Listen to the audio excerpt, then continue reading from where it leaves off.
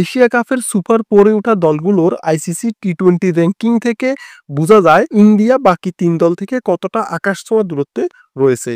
India বর্তমানে টি-20-র 1 নম্বর দল, সেখানে বাকি যে 3 দল রয়েছে তাদের র্যাঙ্কিং যথাক্রমে 7, 8 এবং 9। অর্থাৎ ইন্ডিয়ার থেকে সাম্প্রতিক পারফরম্যান্সের দিক থেকে তারা বেশ পিছিয়ে আছে।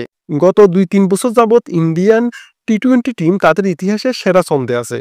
আগে ইন্ডিয়াকে আমরা চিনতাম নরমালি ব্যাটিং ডোমিনেটেড টিম হিসেবে, কিন্তু সাম্প্রতিক সময়ে বুমরার মতো পেসার এবং কুলদীপ, বরুণদের মতো স্পিনারেরা ইন্ডিয়ান বোলিং ডিপার্টমেন্টকে বেশ বৈচিত্র্য এনে দিয়েছে। ফলস্বরূপ ইন্ডিয়া টি-20-তে তাদের সেরা সময়টা কাটাচ্ছে।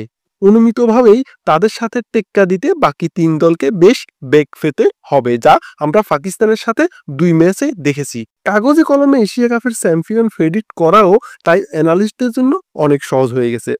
কিন্তু ফাইনাল ম্যাচটি সবসময় অন্যরকম হয়। অনেক সময় এটি ভাগ্যের ছোঁয়ায় সবকিছু বদলে দিতে পারে। সো যারা টুকটাক ক্রিকেটের খোঁজখবর রাখেন তারা সবাই মোটামুটি একটা বিষয়ে একমত হবেন যে ইন্ডিয়া বাদে বাকি 3 দলের মধ্যে কেউ এশিয়া কাপ জিততে চাইলে তাদের স্বপ্ন এবং এশিয়া কাপের সেই কাঙ্ক্ষিত ট্রফির মাঝে চীনের প্রাচীর হচ্ছে ইন্ডিয়া।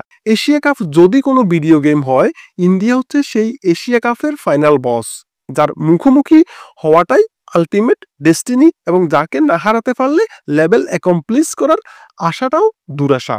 ইন্ডিয়াকে হারানোর সম্ভাবনাটুকু জাগাতে গেলে অপোনেন্ট টিমগুলোর জন্য plain and simple game plan হচ্ছে অভিষেক শর্মাকে যত দ্রুত সম্ভব আউট করা। অভিষেক শর্মা এমন একজন ইনফর্ম ব্যাটসম্যান যার টি-20-তে গড়ে 7 বলেরও কম সময়ের মধ্যে একটি করে ছক্কা তিনি হাঁকাচ্ছেন। পূর্ণ সদস্যভুক্ত দলের ব্যাটসম্যানদের মধ্যে যাদের অন্তত 50টি ছক্কা আছে, এটি সবচেয়ে দ্রুত। সো বোঝাই যাচ্ছে সে কতটা বিধ্বংসী ফর্মে আছে। এছাড়াও মিডল অর্ডার এক্সপোজ করতে হবে। আমি বলছি না এটা করলেই অপোনেন্ট গ্যারান্টেড উইন পাবে, কারণ ইন্ডিয়া দলের মিডল অর্ডারেও হার্দিক পান্ডিয়া, অক্ষর প্যাটেল, দুবে, সঞ্জু স্যামসন কিংবা তিলক বর্মার মতো ক্রিকেটাররা রয়েছে যারা একা হাতে ম্যাচ ঘুরিয়ে দিতে সক্ষম।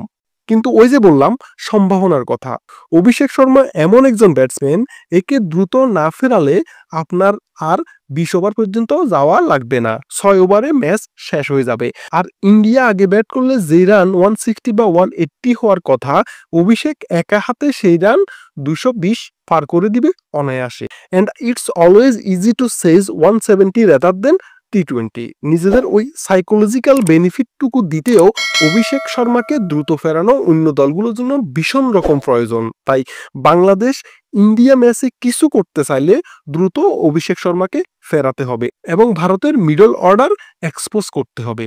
এছাড়াও শরীফুলের জায়গায় অবশ্যই তানজিম হাসান সাকিবকে একাদশে ফেরানো উচিত হবে। আর বাংলাদেশের যদি টার্গেট থাকে ফাইনাল, তবে আই থিঙ্ক লিটনদের মূল ফোকাস দেওয়া উচিত পাকিস্তান ম্যাচের দিকে, কারণ বাংলাদেশের ফাইনালে যাওয়ার পথে সবচেয়ে বড় বাধা হলো ফিক্সার। যদি পরবর্তী ম্যাচ ভারতের পরিবর্তে পাকিস্তানের বিপক্ষে হতো তাহলে এই জয়ের কনফিডেন্স কাজে লাগানো যেত। 25 তারিখ পাকিস্তানের বিপক্ষে নামার আগে একদিনও রেস্ট নাই, যা ফ্যাক্ট হয়ে দাঁড়াবে, কারণ সেই ম্যাচটাই হতে যাচ্ছে বাংলাদেশের জন্য অলিখিত সেমিফাইনাল। এশিয়া কাপে আর কোনো দল তো ব্যাক টু ব্যাক ম্যাচ খেলবে না। সো এখন প্রার্থনা করতে হবে ইন্ডিয়ার বিপক্ষে ম্যাচটা যেন হাড্ডাহাড্ডি হয়, কোনোভাবেই যেন রান রেটে আমাদেরকে পিছিয়ে পড়তে না হয়। ইন্ডিয়া পাকিস্তানের বিপক্ষে টস ভাগ্য সহায় হলে লড়াই করতে সুবিধা হয়। শ্রীলঙ্কা ম্যাচে যে বাজে ফিল্ডিং আর ক্যাচ মিসের হাইলাইটস শো করেছে বাংলাদেশ দল, সেটা সিরিয়াসলি নিতে হবে। মনে রাখতে হবে ইন্ডিয়া টিমের 7-8 নম্বরে নামা ব্যাটসম্যানও ভয়ঙ্কর লেভেলের হার্ড হিটার। সো ছোট্ট একটা ভুল অনেক বড় লজ্জায় ফেলতে পারে দলকে। ধন্যবাদ সবাইকে।